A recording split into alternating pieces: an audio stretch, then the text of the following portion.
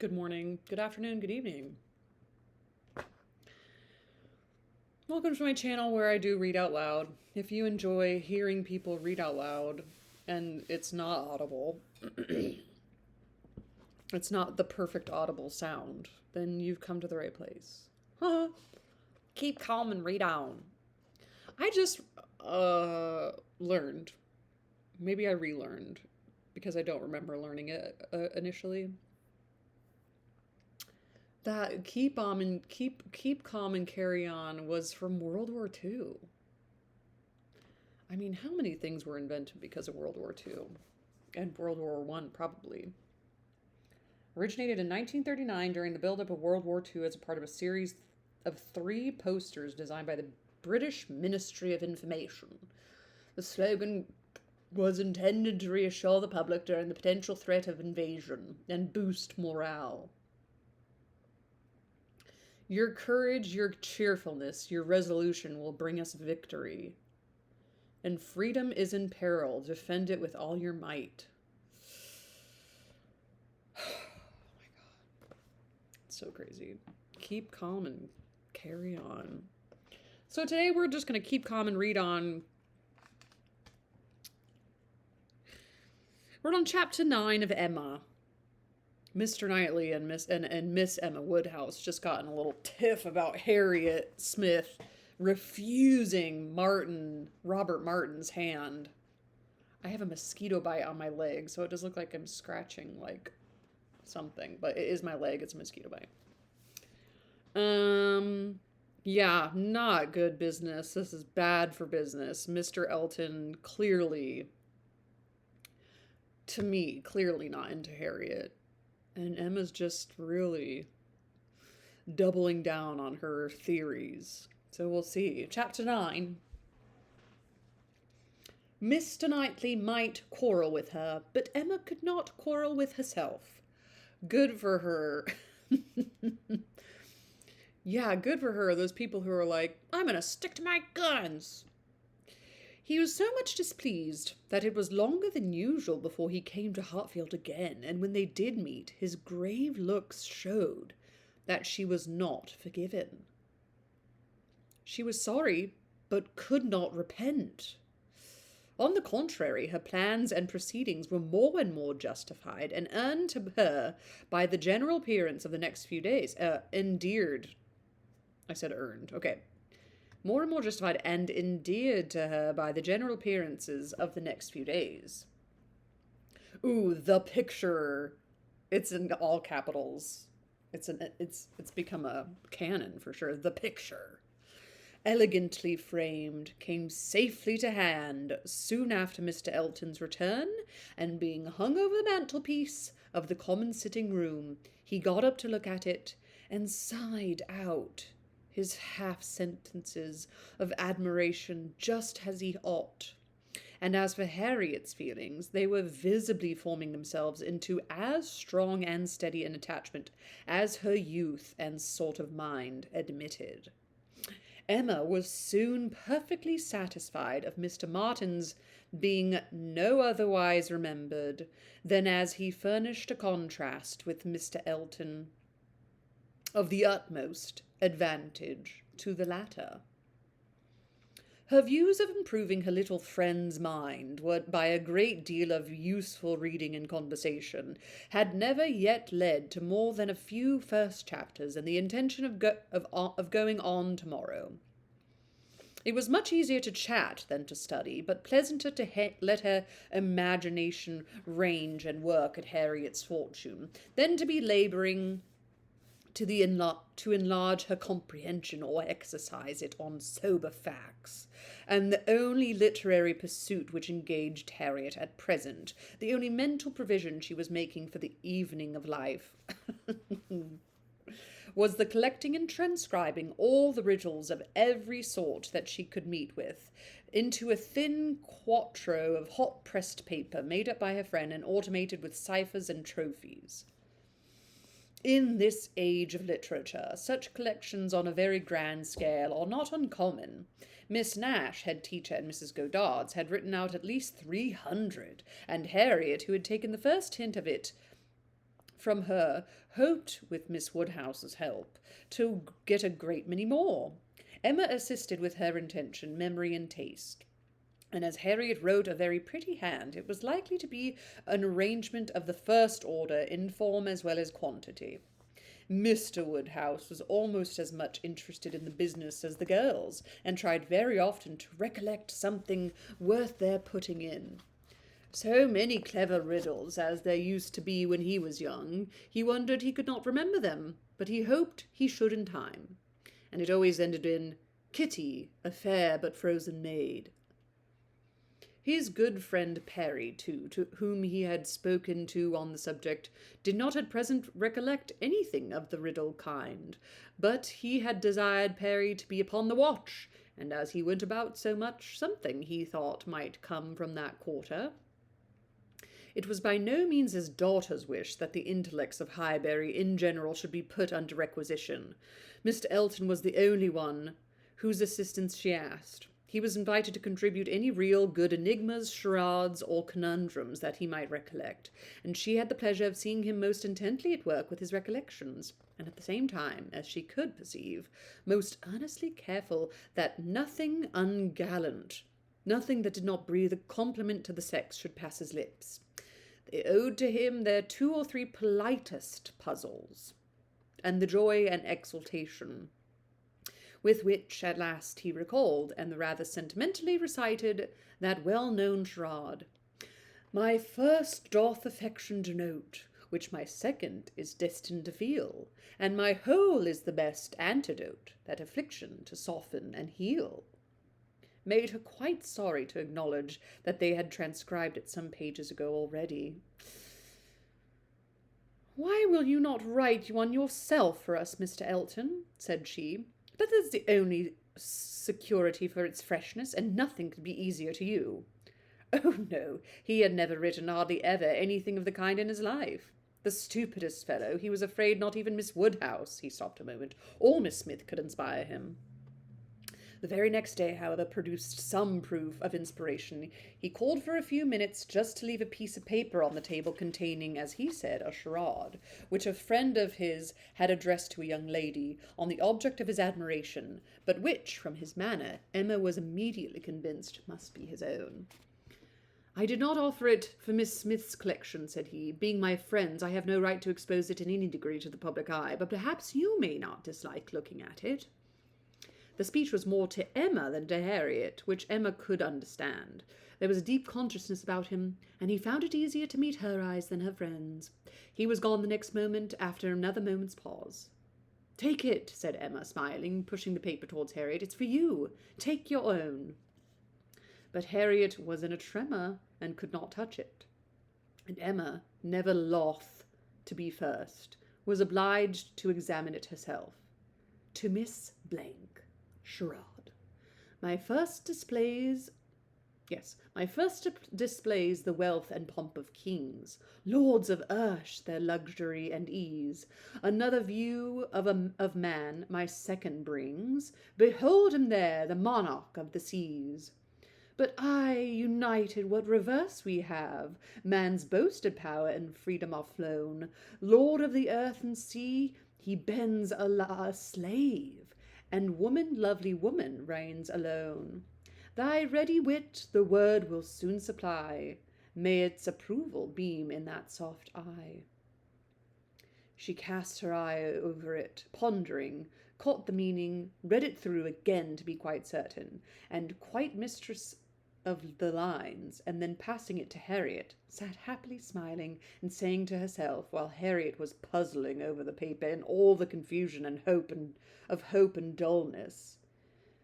Very well, Mr. Elton, very well indeed.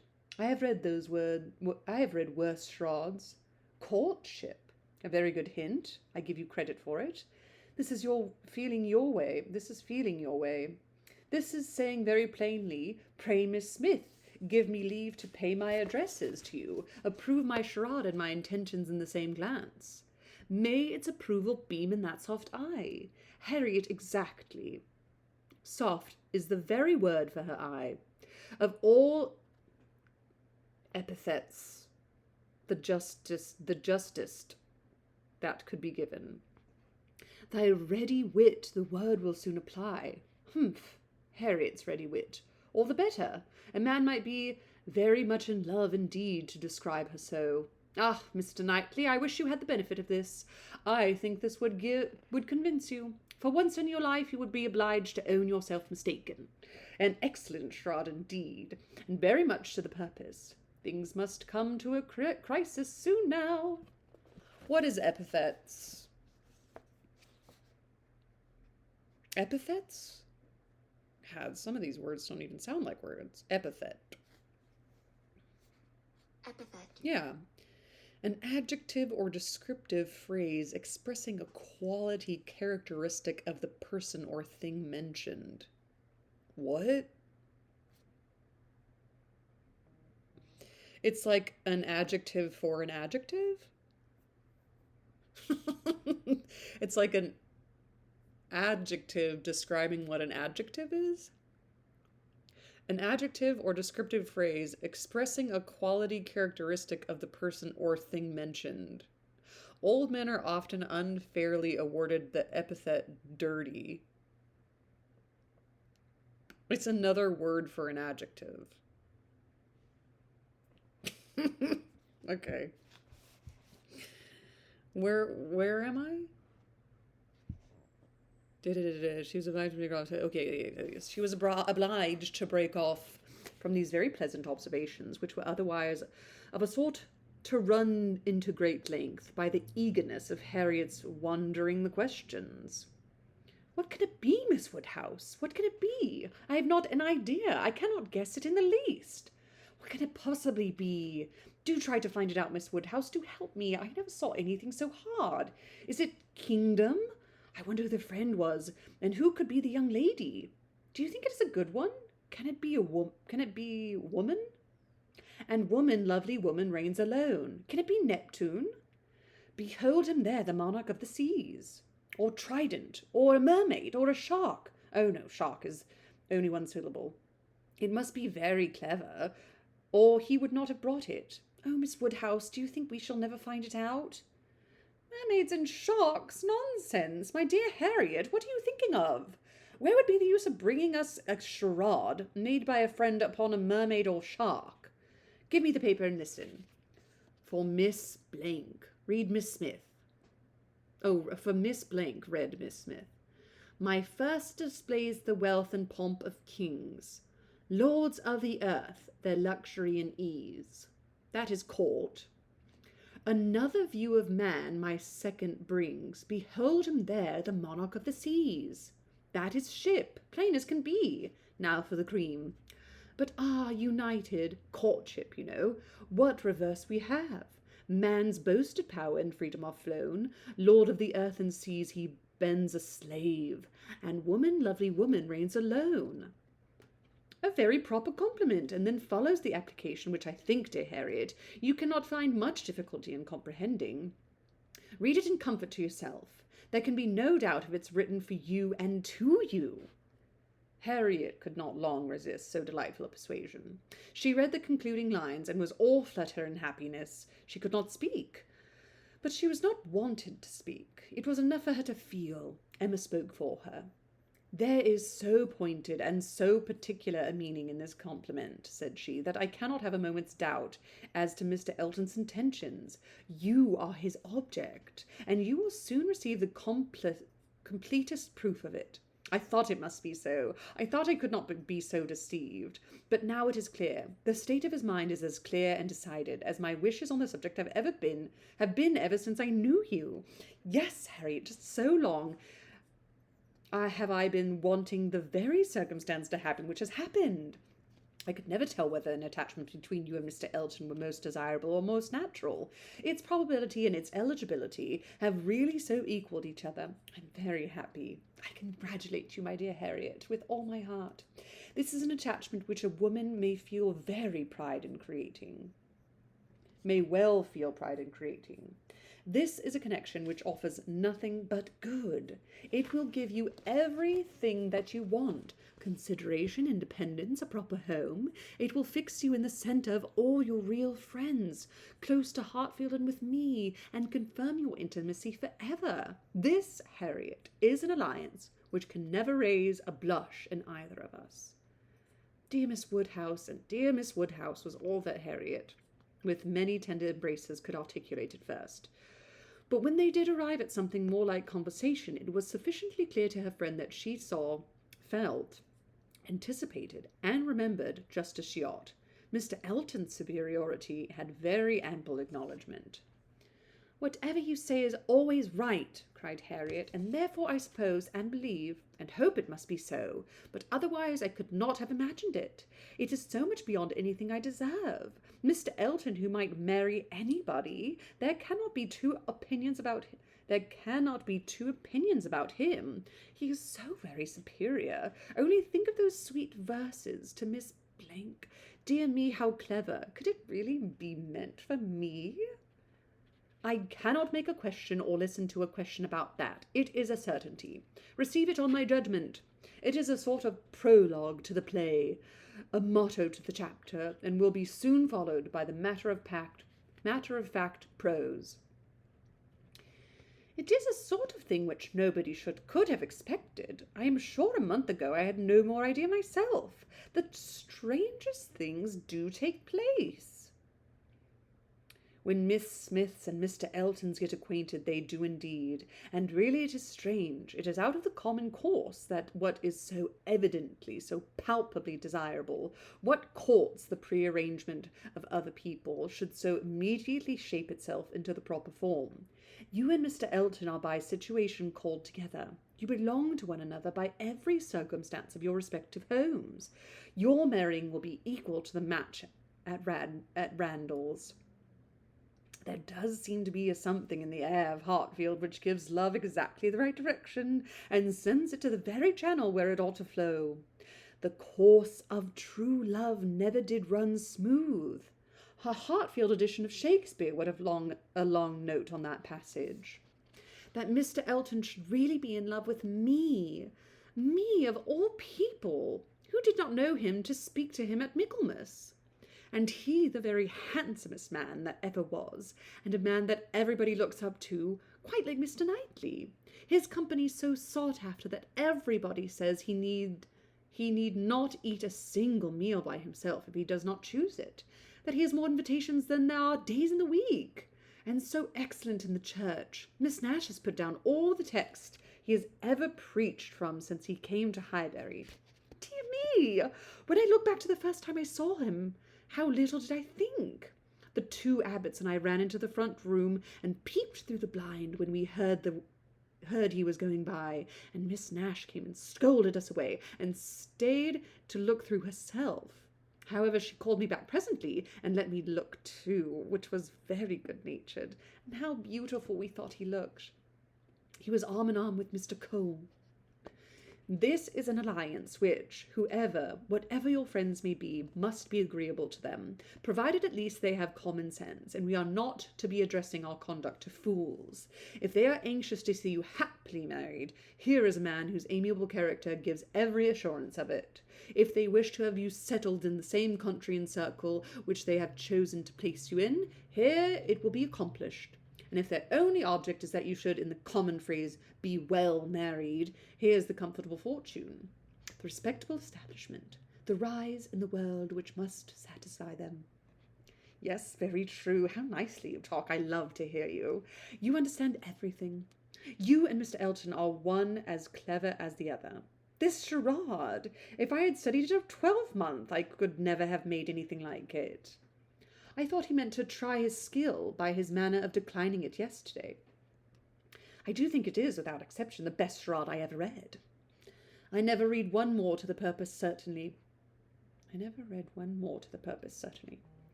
It is as long again as almost all we have had before.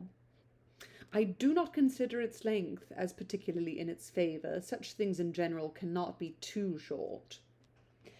Harriet was too intent on the lines to hear. The most satisfactory comparisons were rising in her mind.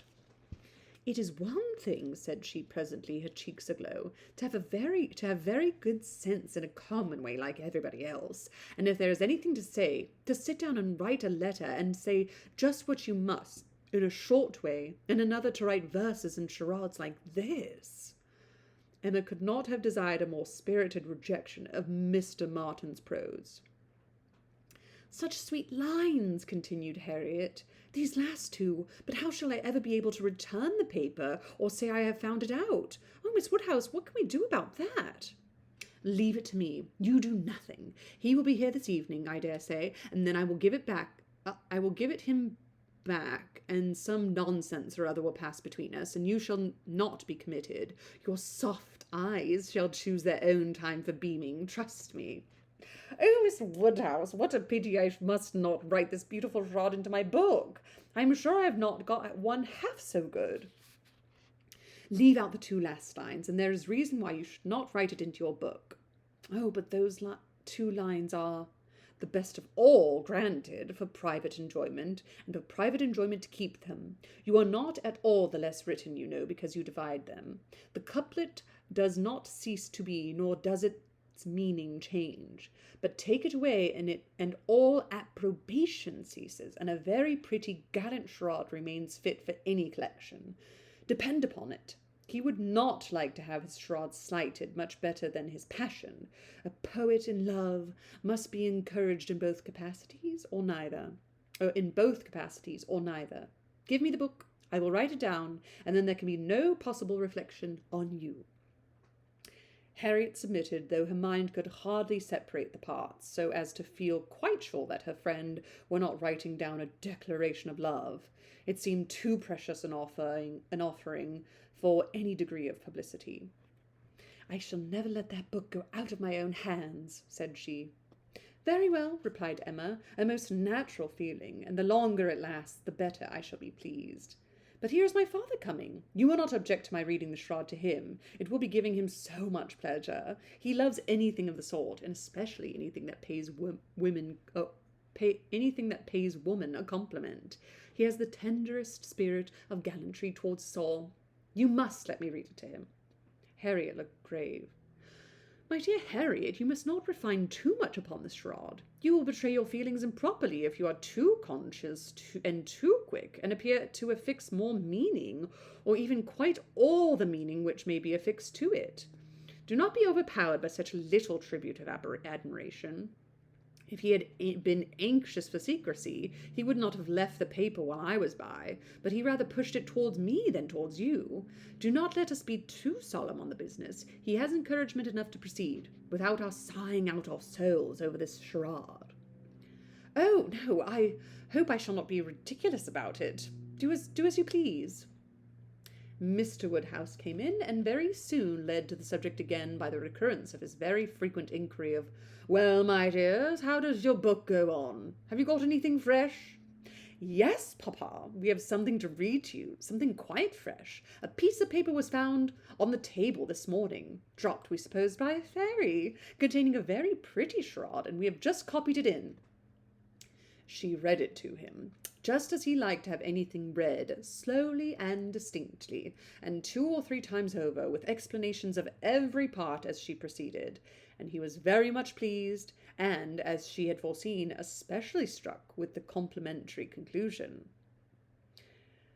"Ay, that's very just indeed. That's very properly said. Very true. Women, lovely women. It's such a pretty charade, my dear, that I can easily guess what fairy brought it. Nobody could have written so prettily but you, Emma." Emma only nodded and smiled. After a little thinking and very tender sigh, he added, "Ah, it is no difficulty to see who you take after. Your dear mother was so clever at all those things. If I had but her memory. But I can remember nothing. Not even that particular riddle which you have heard me mention. I can only recollect the first stanza, and there are several. Kitty, a fair but frozen maid, kindled a flame I yet deplore. The hoodwinked boy I called to aid, though of his near approach afraid, so fatal to my suit before. And that is all that I can recollect of it. but it is very clever all the way through. But I think, my dear, you said you had got it. Yes, Papa, it is written out on our second page. We copied it from the elegant extracts. It was Garrick's, you know. Ah, very true. I wish I could recollect more of it. Kitty, a fair but frozen maid. The name makes me think of poor Isabella, for she was very near being christened Catherine, after her grandmamma. I hope we shall have her here next week. Have you thought, my dear, where you shall put her, and what room there will be for the children? Oh, yes, she will have her own room, of course, the room she always has, and there is the nursery for the children, just as usual, you know. Why should there be any change? I do not know, my dear, but it is so long since she was here. Not since last Easter, and then only for a few days. Mr. John Knightley's being a lawyer is very inconvenient. Poor Isabella! She is sadly taken away from us all, and how sorry she will be when she comes, not to see Miss Taylor here. She will not be surprised, Papa, at least. I do not know, my dear. I am sure I was very much surprised when I first heard she was going to be married. We must ask Mr. and Mrs. Weston to dine with us while Isabella is here. Yes, my dear, if there is time, but, in a very depressed tone, she is coming for only 1 week.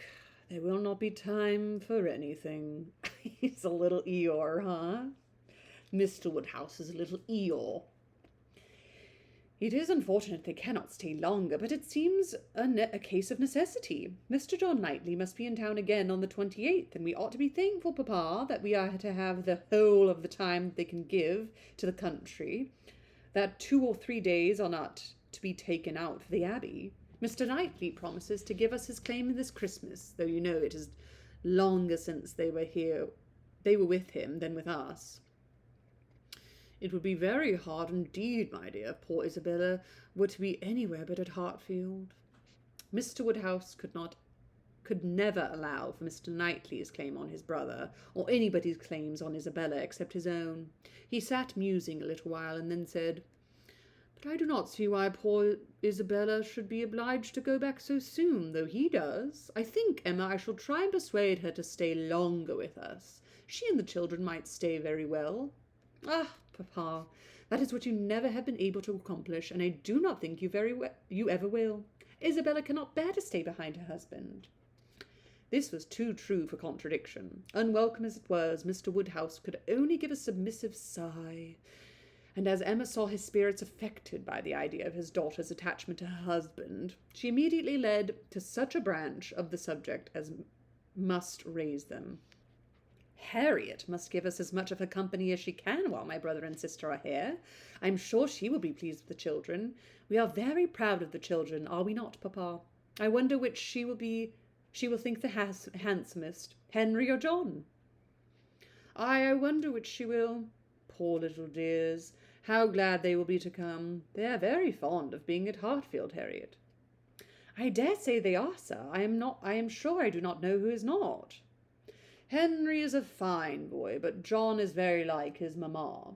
Henry is the eldest. He was named after me, not after his father. John the second is named after his father. Some people are surprised, I believe, that the eldest was not, but Isabella would have him called Henry, which I thought very pretty of her. And he is a very clever boy indeed. They are all remarkably clever, and they have so many pretty ways. They will come and stand by my chair and say, Grandpapa, can you give me a bit of string? And once Henry asked me for a knife, but I told him knives were only made for grandpapas. I think their father is too rough with them very often. He appears rough to you, said Emma, because you are so very gentle yourself. He reminds me of like an ant. Like, we only say things that are worth saying, and we say them very slowly. But like a depressed, sad ant. But if you could compare him with other papas, you would not think him rough. He wishes his boys to be active and hardy, and if they misbehave, can give them a sharp word now and then. But he is an affectionate father. Certainly Mr. John Knightley is an affectionate father. The children are all fond of him. And then their uncle comes in and tosses them up to the ceiling in a very frightful way. But they like it, Papa. There is nothing they like so much. It is such enjoyment to them that if their uncle did not lay down the rule of their taking turns, whichever began would never give way to the other. Well, I cannot understand it. That is the case with us all, Papa. One half of the world cannot understand the pleasures of the other. Ooh, writing that down. One half of the world cannot understand the pleasures of the other. Later in the morning, and just as the girls were going to separate in preparation for the regular 4 o'clock dinner, the hero of the inimitable Charade walked in again. Harriet turned away, but Emma could receive him with the usual smile, and a quick eye soon discerned in his consciousness of having made a push, of having thrown a die, and she imagined he would come to see how it might turn up. His ostensible reason, however, was to ask whether Mr. Woodhouse's party could be made up in the evening without him, or whether he should be in the smallest degree necessary at Hartfield. If he were, everything else must give way, but otherwise his friend Cole had been saying so much about his dining with him, had made such a point of it, that he had promised him conditionally to come. Emma thanked him, but could not allow of his disappointing his friend on their account. Her father was sure of his rubber. He re-urged, she'd re-declined, and he seemed then about to make his bow, when taking the paper from the table she returned it. "Oh, here's the charade you were so obliging to leave with us. Thank you for the sight of it. We admired it so much that I have ventured to write it into Miss Smith's collection. Your friend will not take it amiss, I hope. Of course I have not transcribed beyond the first 8 lines." Mr. Elton certainly did not know very well what to say. He looked rather doubtingly, rather confused, said something about honour, glanced at Emma and at Harriet, and then seeing the book open on the table took it up and examined it very attentively. With the view of passing off an awkward moment, Emma smiling said, "You must make my apologies to your friend, but so good a charade must not be confined to 1 or 2. He may be sure of every woman's approbation while he writes with such gallantry." "I have no hesitation in saying," replied Mr. Elton, though hesitating a good deal while he spoke, "I have no hesitation in saying, at least if my friend feels at all as I do, I have not the smallest doubt, could he see his little effusion honoured as I see it," looking at the book again and replacing it on the table, "he could consider it as the proudest moment of his life." After the speech he was gone as soon as possible. Emma could not think it too soon, for with all his good and agreeable qualities, there was a sort of parade in his speeches which was very apt to incline her to laugh. She ran away to indulge the inclination, leaving the tender and the sublime of pleasure to Harriet's share. Whew. Truly, what is going to happen, Mr. Elliot? We have no idea so far. Golly. That's fun. I kind of want to read the little thing again, because I didn't know what a charade was, but I also, hopefully it's called a charade, but maybe it's called a charade. But I wouldn't have been able to guess what any of this means. My first displays the wealth and pomp of kings, lords of the earth, the luxury and ease. Another view of man my second brings. Behold him there, the monarch of the seas. But united, what reverse we have! Man's boasted power and freedom all are flown. Lord of the earth and sea, he bends a slave, and woman, lovely woman, reigns alone. Thy ready wit the word will soon supply. May its approval beam in that soft eye. Too much for me. I wouldn't have survived back then, I don't think. Happy reading to you all, and join me next time as we read through chapter 10. Wow. Ta-da!